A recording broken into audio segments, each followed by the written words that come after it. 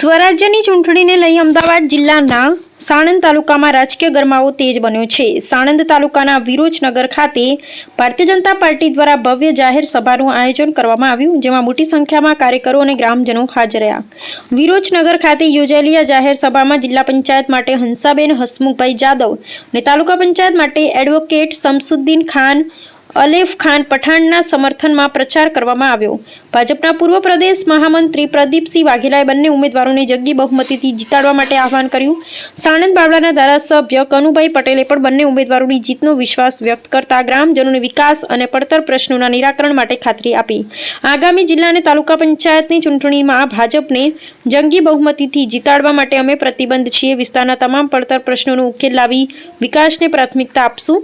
આ પ્રસંગે પૂર્વ જિલ્લા સદસ્ય અજમલભાઈ બારડ, પૂર્વ તાલુકા સદસ્ય રસુલ ખાન પઠાણ, પૂર્વ જિલ્લા સદસ્ય એડવોકેટ ગૌતમભાઈ રાહુલ, મહામંત્રી ઇસ્માઇલ ખાન તથા સિકંદર ખાન સહિત અનેક હોદ્દેદારો હાજર રહ્યા। કાર્યક્રમ દરમિયાન કાર્યકરોમાં ભારે ઉત્સાહ જોવા મળ્યો અને ચૂંટણીમાં બહુમતીથી જીતાડવા માટે આહવાન કરવામાં આવ્યું।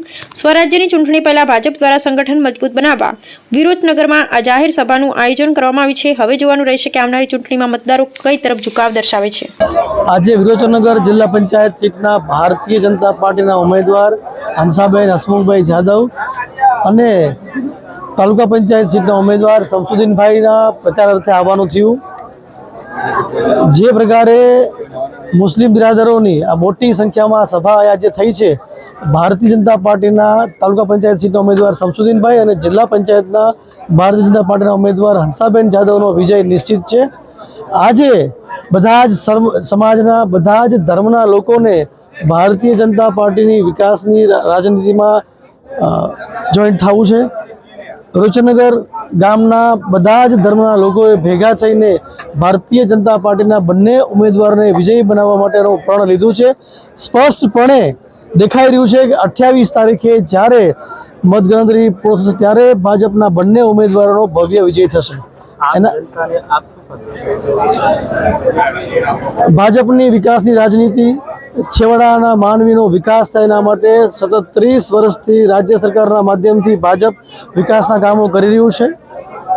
જે પણ વિકાસના કાર્યો થયા છે એ ભારતીય જનતા પાર્ટીના શાસનમાં થયા છે।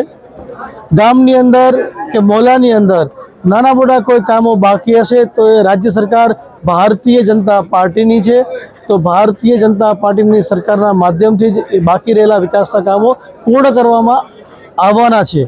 એટલા માટે બધા જ ધર્મ, બધા જ સમાજના લોકોને ભારતીય જનતા પાર્ટીમાં સંપૂર્ણ વિશ્વાસ અને ભરોસો છે કે ભારતીય જનતા પાર્ટી જ વિકાસનો પર્યાય છે અને ભાજપને વોટ એટલે બધા જ સમાજનો વિકાસ।